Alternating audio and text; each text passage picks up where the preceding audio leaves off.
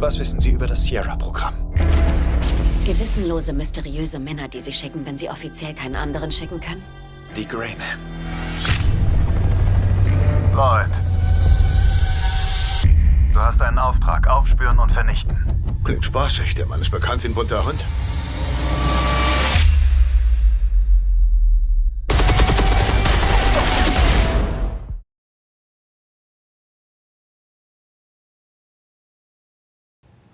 Well, I mean, everything's a learning experience. This is kind of my favorite part of this job, is that anytime you take on any character, if you're doing it right, you have an awful lot to learn, because you have an entire life to learn. You have an entire world to learn. And so in terms of what I learned a lot of things that I learned a lot of parts of the human psyche that I never wanted to go to. You know, I learned the thing about the Russo brothers is they know everyone, like literally everyone. It's kind of like, oh, you think I mean everyone in film? No, they know everyone. We had a contact in the CIA, who shall remain nameless, obviously, and I had a wonderful conversation with that person. And the main thing, I took away a lot of things from that conversation, but one of the main things I took away for Denny was how insanely hyper-focused this character would have to be to rise to where he has gotten to in the time he's gotten there, to the point of complete and utter sociopathy. And that is a really tasty ingredient to start playing with as an actor, because that gives you a center to start kind of building the snowball around, you know? But the center of this man is an absolute refusal to compromise in pursuit of a goal. And everything else kind of builds from there, and everything you start researching builds on what you can do to kind of dress that. So that was super fun.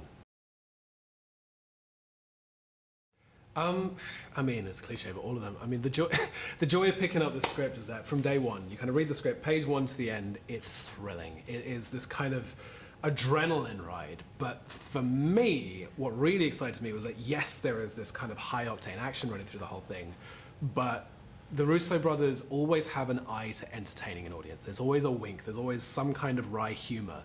And so the idea that, yes, we want to thrill you, yes, we want to kind of give you the sense of peril, but there is always there's always a thought to make sure the audience is having fun.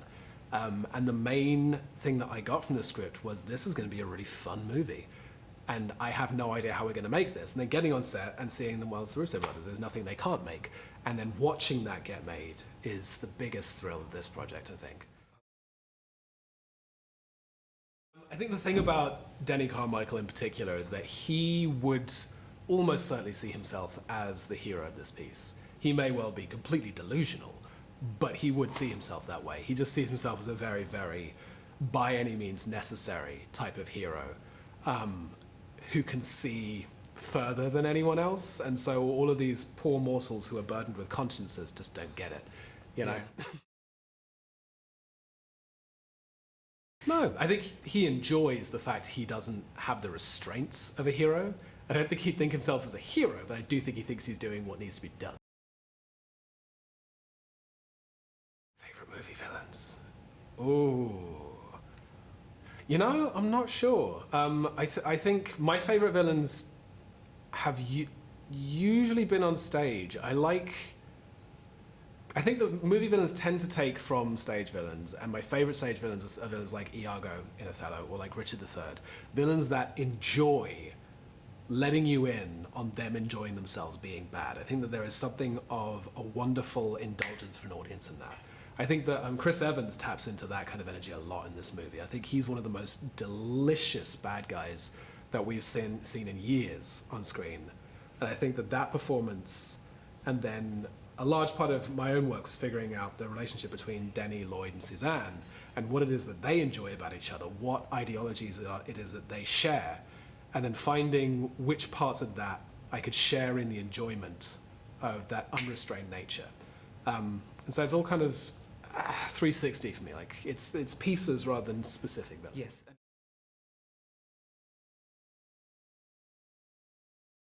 The thing about backstories when building characters is by necessity they should be secret.